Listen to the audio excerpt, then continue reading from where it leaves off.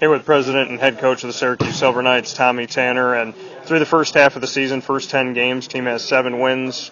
What do you take outside of just wins and losses? What have you taken from where the team's at in the first half so far? Well, I think we've had a lot of injuries in the first half of the year, so pretty happy at 7-3. But we got 4 games against Baltimore coming up this month, and that's a great test for us. We beat them in year 1, we didn't beat them at all in year 2. We need to win a couple of those games against Baltimore, but for what we've done at 7-3, having the injuries we've had, I'm pretty happy where we are. As far as some of the injuries that you have had and what's gone on with the team, I mean, Slav is a guy who had some moments where, the back injury and what was going on with him, you thought maybe he'd be out a little bit longer. He's playing now. What can you say about, his health and where he's at? I think he pulled his quad muscle a little bit today in practice or yesterday in practice. So I think he was coming back, and now I think he's probably a question mark for this weekend. But the rest of the guys have all gotten healthy. So and Darren Tovey's back from seeing his family in Trinidad. So we're pretty excited. When you see injuries to Nelson Santana, Neto, Slaviso Perapovic, I mean, these are guys that you expect day in and day out to be out there and score and play.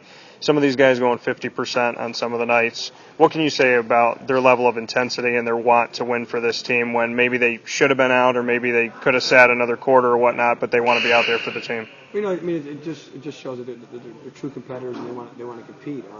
The one thing the injuries have done is it's helped us to get some players, Vittorio and Angelo and Antonio and Domenico, all some regular shifts, and it's helped. And Domenico had to start, I think, 5 straight games, so it's giving Domenico some great time, and Antonio's had to start 5 straight games, so it's given both of those 2 players an opportunity to perform, and they've done very, very well. So it just gives a little more depth than what we thought we had.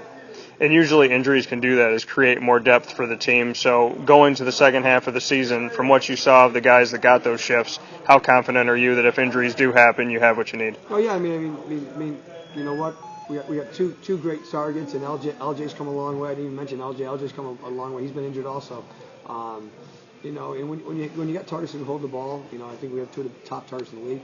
It makes everyone else's job a lot easier, and so they've learned off that, and I'm fully capable of my whole 18-man roster right now. As far as year 3, as a head coach of this team, leading this team, what have you seen them develop as? I mean, a lot of these guys you've had throughout the whole process of the first year to the third. So how have you seen them develop, and how have you seen yourself develop? Well, they become a better team overall. They understand the indoor game, and all those games that we lost last year and the year before, we've won this year pretty much outside of St. Louis.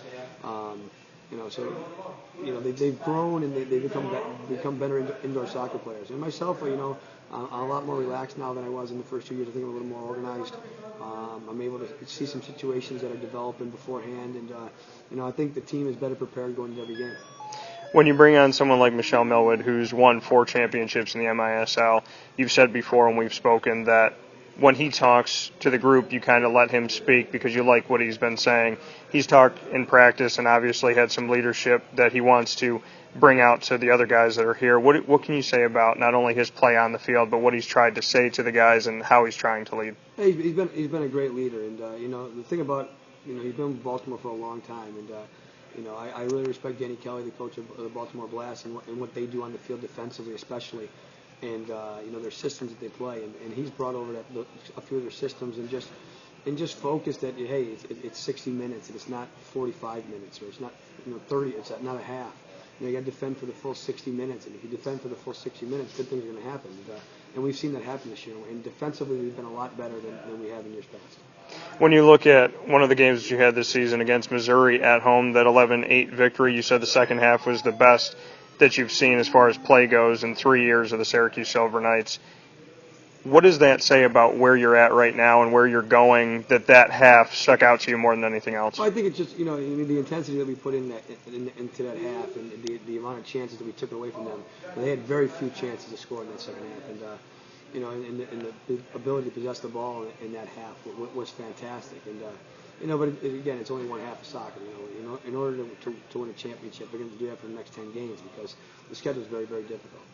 Being the top team in the country, being previously undefeated, and then now being within the top 3, what has it taught this team? What have the losses taught them, and how have they grown to know that you can fall from the top and you have to work your way back up. How has that affected them? Well, the good thing is that we had 2 losses there in a row. And we were able to come back and get a huge win. You want to, the good teams stop those losing streaks, and you never want to lose more than 1 in a row. You lose 1, you lose 2, then all of a sudden you're thinking you lose 3. So the great thing about it is we've been able to stop all our losing streaks that we've had with a victory. So and that'll be the key going forward. If we lose a game, we win the next game. If we happen to win 2 and lose 1, you win the next game. And, that's our mindset. It's one game at a time, and go out there and just play that one game. We got a huge game against Rochester this Friday night, and we've beaten them 9 times in a row. But none of the games have been like blowouts.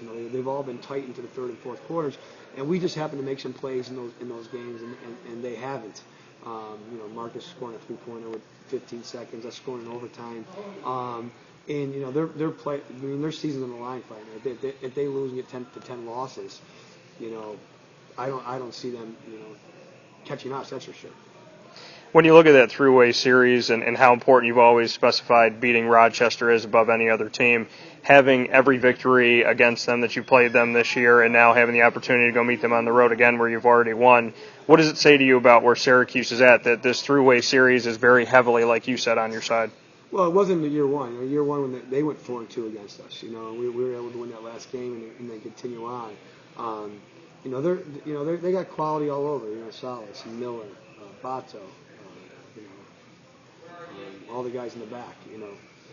Obviously they had some injured goalkeepers, but we need to be able to just if we can match Rochester's work rate, which because they always work hard. If we match their work rate, then we have a really good chance to win. When you look at a team like Baltimore that you brought up, haven't played them in the first half of the season, you'll play them 4 times in the second half in 10 games. What do you need, above all things, to prepare the Knights for when it comes to a team like Baltimore, knowing the success that they have and that they're perennial contenders?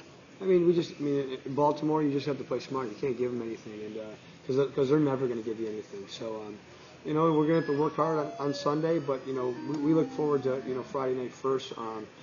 Baltimore, they're going to be tough. They're big, they're strong, they're fast, they're physical.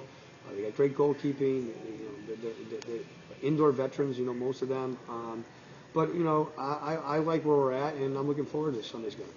And lastly, Tommy, community support. Obviously, that Baltimore game is going to be a big one. The first game of the season, first home game of the season, was another big one for the Knights. What can you say about the fans that have come out and how the experience has really been? Because it seems like no matter what the numbers are, it's pretty loud inside the War Memorial. Yeah, again, I want to thank all the people who've come. If you haven't been to a Silver Knights game, please come. We got a great supporter sevens package where you get 7 vouchers, 2 Dave & Buster $10 power cards, 2 $5 Dunkin' Donuts cards, all for $99. So it's like less than $10 a ticket. We need the community to come out and support us. We got 6 home games left, and hopefully our attendance will increase with all 6 home games. 6 home games in the last 10 games.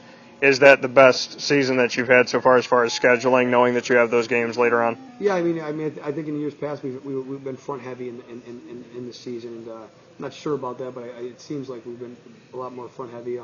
It's still not easy. 9 of our next 10 games are against the guys in the East, Rochester, Baltimore, and Pennsylvania. So you got to beat the teams in the East. If we beat the teams in the East, we'll be in great shape going to the playoffs. Thanks, Tommy.